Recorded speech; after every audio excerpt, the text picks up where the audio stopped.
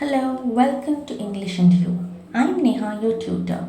Today we will learn some essential English sentence structures through a short story. If you are interested in spoken English courses, feel free to contact me. The Lost Hat. One sunny day, Anna and Ben went to the park. Anna showed her favorite hat to Ben. "This is my favorite hat," she said.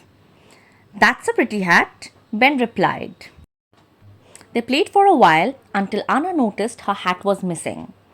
"Where's my hat?" Anna asked. "I don't know. Who's that over there?"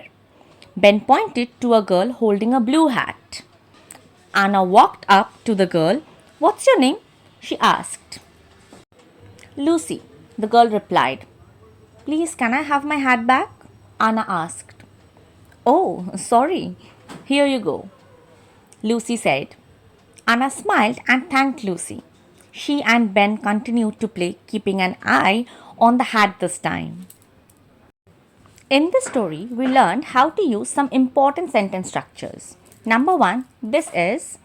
We use this structure to introduce something close to you, like "this is my book."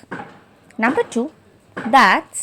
Now we use this structure to point out something farther away, like "that's my house." Number three, where's. Now this is the contraction of where is. Now we use the structure to ask about the location of something, like "where's the bus stop?" Number four, whose. We use this structure to ask about someone's identity, like "who's that man?"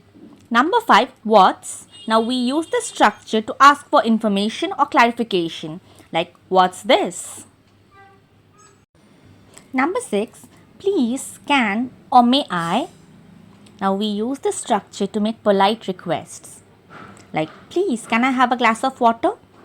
or "may I have a glass of water?"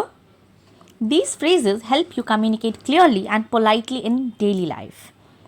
For spoken English courses, feel free to contact me. Thank you for joining English and You.